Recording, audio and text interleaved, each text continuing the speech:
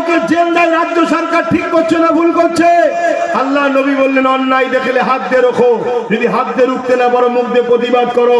তাহলে এরও বিরুদ্ধে হাত দিয়ে মুখ দিয়ে প্রতিবাদের দরকার আছে না নাই? তা না করতে পারলে অন্তর থেকে ঘৃণার দরকার আছে না নাই? তা না করে যদি কোনো মুসলমান রাজ্য সরকারকে ভোট দেয়, নবীর হাদিস অনুযায়ী ঈমান থাকবে? আমি তো এইটা বলেছি। এরপরে আমি কি বলেছি?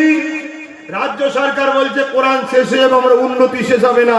এটা ঠিক না অন্যায়? এটার বিরোধী রাসূলুল্লাহর হাদিস কি বলছে? হাত দিয়ে রাখো, যদি হাত দিয়ে রুখতে না পারো মুখ দিয়ে প্রতিবাদ করো, মুখ দিয়ে প্রতিবাদ করতে না পারো অন্তর থেকে ঘৃণা করো।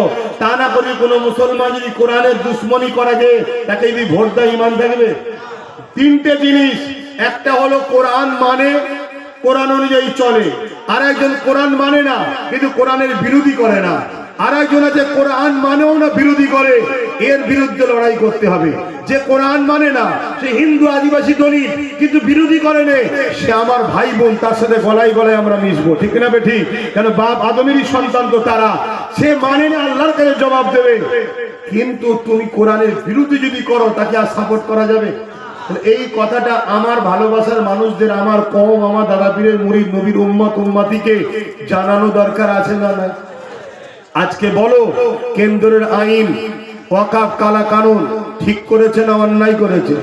তাহলে অন্যায় করে যেমন ওর বিরুদ্ধে লড়বো, ওই আইনকে যে মেনে নিয়েছে রাজ্য সরকারে ঠিক করলো না অন্যায় করলো, তাহলে এর বিরুদ্ধে লড়াইয়ের দরকার আছে না নাই? আমি এই কথাটা বলার অপরাধ কি করেছি? এই ভুল হয়েছে? আর যদি ভুল হয় আমার কেন দোষ দিচ্ছেন? আবার নবীর হাদিস তো, আমি নবীর হাদিস শুনিয়েছি। শেষ কথা আপনাদেরকে একটা ভাবাবো, ওয়াকফ আইন করেছে দিল্লি সরকার, রাজ্য সরকার মেনে নিয়েছে, তাই তো? দিল্লি সরকারের বিরুদ্ধে লড়াই করলে রাজ্য সরকারের কষ্ট হচ্ছে কেন? একটা প্রশ্নের বিষয় আছে না নাই? তখন রাজ্য সরকার কি বলেছিল? দিল্লি যাও, তাই তো নাকি? বাংলাদেশে একজন ভাইকে মেরে দিয়েছে, অন্যায় করেছে, কিন্তু বাংলাদেশে মেরেছে, এই রাজ্যে শুভেন্দু আন্দোলন করছে। তো ওই রাজ্য সরকার তো শুভেন্দুকে বলেনি যে বাংলাদেশে গিয়ে আন্দোলন কর? এই বলেছে? জোরা বলুন বলেছে? জোরা বলুন বলেছে? জোরা বলুন বলেছে? তাহলে মমতা শুভেন্দু ভাই বোন, আর মসজিদ মাদ্রাসার হয়ে আন্দোলন করলে মমতার বুকে ব্যথা হয়। এই কথা শুনছেন না শোনেন? মনে থাকবে? তাহলে রাসূলুল্লাহর হাদিস, অন্যায় দেখলে হাত দিয়ে রাখো, হাত দিয়ে রুখতে না পারলে মুখ দিয়ে প্রতিবাদ করো, তা না করতে পারলে অন্তর থেকে ঘৃণা করে দূরে সরে যাও। তা না করে এই মসজিদ মাদ্রাসা ওয়াকফের দুশ্মন কেন্দ্র ও রাজ্য সরকারকে কেউ ভোট দিলে ঈমান থাকবে? হাত তুলে সাক্ষী দেন ঈমান থাকবে। হাত তুলে সাক্ষী দেন ঈমান থাকবে। এটা আব্বাস সিদ্দিকী জানানো দরকার আছে না নাই? কারা কারা বলছেন আছে? একটু আর একবার সাক্ষী দেন, শেষবার সাক্ষী দেন। আছে তো নাকি? তাই জানিয়ে দিয়ে গেলাম। এবারে যদি আপনার মনে হয় যে আমার দুনিয়া দরকার, যা খুশি করো, কিন্তু আমার ভালোবাসার বাপ মা ভাই বোনেদেরকে জানানো দরকার আছে না না? আপনারা কারা এই আলোচনা শোনার পরও আমাকে বাপ মারা ভাই সন্তানের মতো, ভাই বোনেরা ভাইয়ের মতো আমাকে কারা আপন মনে করে নিয়েছেন? একটু হাত তুলে দেখান।